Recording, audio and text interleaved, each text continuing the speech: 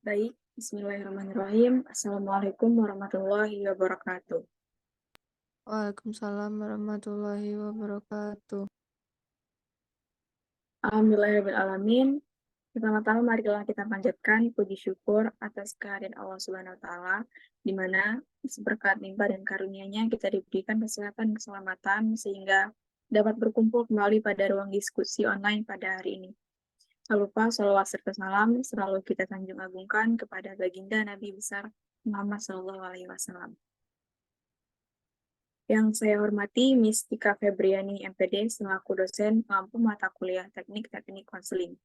Di sini kami dari kelompok 4 akan mempresentasikan hasil makalah kami yang berjudul Pendekatan Kognitif Behavior Therapy. Adapun rangkaian acara yang akan dilewati yaitu yang pertama pembukaan, yang kedua sesi penyampaian dan penyajian materi, yang ketiga sesi penutup. Untuk memasuki acara pertama yaitu pembukaan, marilah kita buka diskusi pada hari ini dengan membaca lafaz basmalah. Bismillahirrahmanirrahim. Bismillahirrahmanirrahim. Yang kedua yaitu sesi penyampaian materi yang akan disampaikan oleh Rima Anti Puspitasari. Kepada Rima, saya persilakan.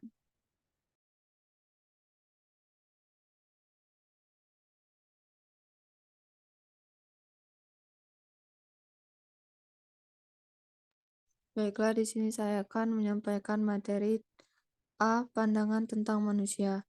Pendekatan kognitif behavior terapi adalah sebuah terapi yang berfokus pada pemikiran dan perilaku manusia.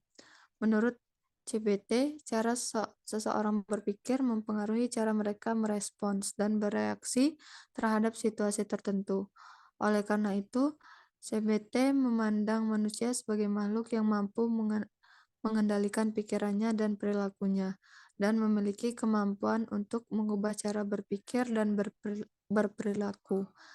CBT mengajarkan bahwa pikiran yang salah atau negatif dapat menyebabkan emosi yang tidak sehat dan perilaku yang tidak produktif.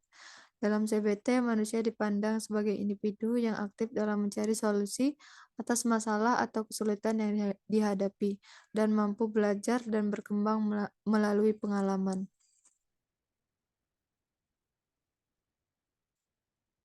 B. Konsep dasar.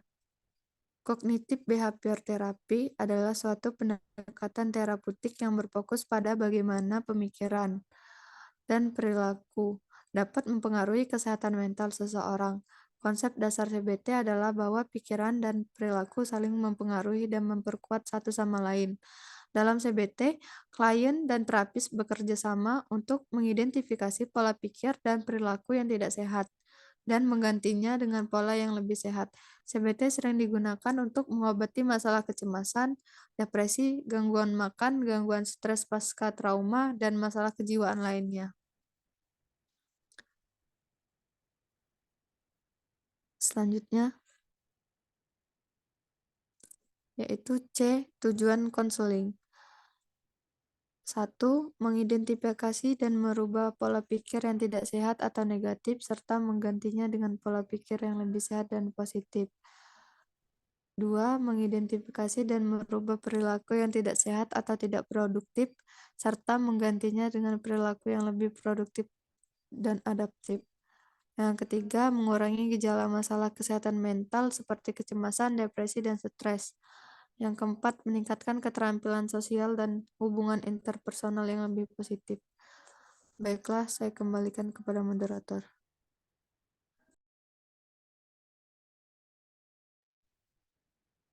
Baik, terima kasih kepada Rima. Selanjutnya, sesi penyampaian materi yang akan saya sampaikan sendiri. D. Peran dan fungsi konselor. Peran dan fungsi konselor dalam pendekatan kognitif behavior therapy (CBT) adalah membantu klien mengidentifikasi pola pikir dan perilaku tidak sehat, serta memberikan keterampilan dan strategi yang dapat membantu klien mengubah pola-pola tersebut. Konselor dalam CBT bertanggung jawab untuk membantu klien memperoleh pemahaman yang lebih baik tentang bagaimana pikiran dan perilaku saling berhubungan, serta bagaimana perubahan dalam pikiran dan perilaku dapat mempengaruhi emosi dan kondisi psikologis lainnya.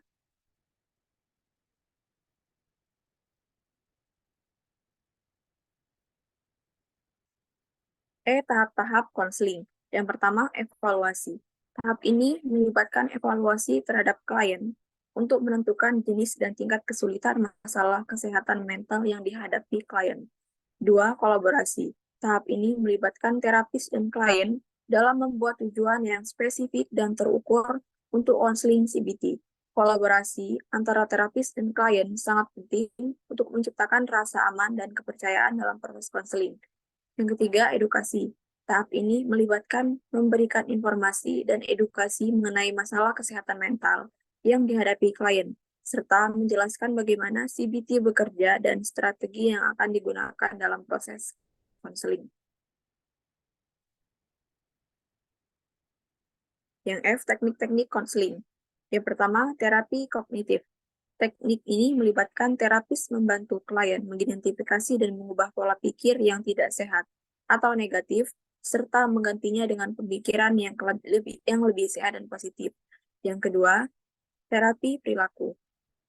Teknik ini melibatkan terapis membantu klien mengubah perilaku yang tidak sehat atau tidak produktif, serta menggantinya dengan perilaku yang lebih produktif dan adaptif. Yang ketiga, terapi kognitif perilaku. Teknik ini menggabungkan terapi kognitif dan perilaku untuk membantu klien mengidentifikasi pola pikir dan perilaku yang tidak sehat, serta menggantinya dengan pola pikir dan perilaku yang lebih sehat dan produktif.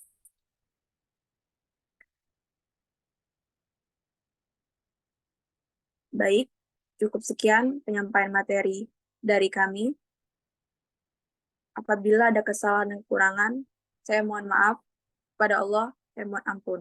Dan untuk teman-teman yang ingin bertanya, silakan untuk bertanya di kolom komentar. Terima kasih, saya akhiri. Wassalamualaikum warahmatullahi wabarakatuh.